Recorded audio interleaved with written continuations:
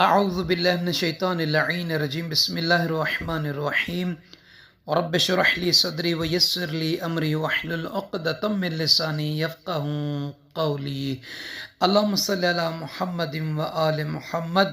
سامعین عزیز، صاحبان ایمان، مومنین مومنات، اس ویڈیو میں ان اوقات کو، ان گھڑیوں کو، ان لمحات کو بیان کرنا ہے کہ اگر کوئی بندہ خدا، کنیز خدا ان میں یعنی ان اوقات میں، گھڑیوں میں دعا مانگے تو اس کی دعا قبول ہوگی، اس کی دعا رد نہیں ہوگی۔ یعنی قبولیت دعا کے اوقات، گھڑیاں، وہ بیان کرنی ہے۔ سب سے پہلے شروع کرتے ہیں صادق آل محمد مولا آقا سید سردار امام جعفر صادق علیہ السلام کا فرمان مبارک ہے۔ فرماتے ہیں جب خوف الہی سے تیرے بدن کے رونگٹے کھڑے ہو جائیں اور تیری آنکھوں سے آنسو آ جائیں، پس مقصد تیرا قریب ہو اور ارادہ پورا ہے، تو اس وقت سمجھو تمہاری دعا قبول ہوگی، تمہاری دعا رد نہیں ہوگی۔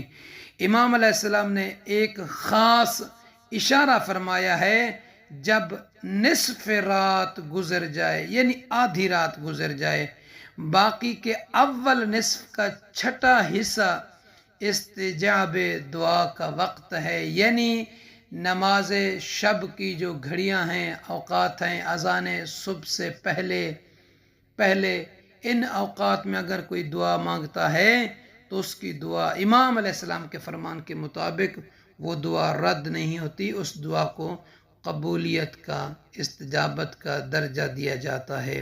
اور معصومین علیہ السلام کے دیگر فرامین، ارشادات، اقوال کا مطالعہ کرنے کے بعد پتہ چلتا ہے کہ ان اوقات اور گھڑیوں میں بھی دعا قبول ہوتی ہے۔ پہلا وقت کون سا؟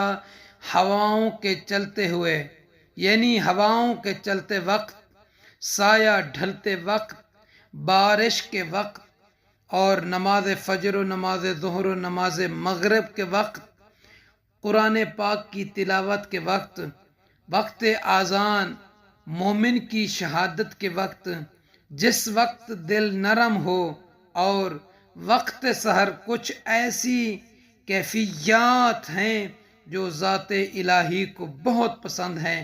مثلا فجر کے وقت، سحری کے وقت اگر انسان رو رو کر دعا مانگے، تنہائی میں دعا مانگے، آہوزاری کر کے دعا مانگے، صمیم قلب اور نرم دلی سے دعا مانگے، اور اللہ پر توکل کر کے، مکمل توکل کر کے خدا سے کوئی دعا مانگے، تو یہ دعا مانگنا اس کی دعا کی قبولیت کا سبب بنتے ہیں۔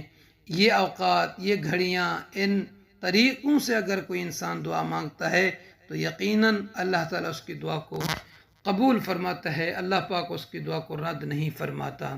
تو مومنین سے عرض ہے، ہمیں اپنی دعاؤں میں یاد فرمائیں گے۔ جزاک اللہ۔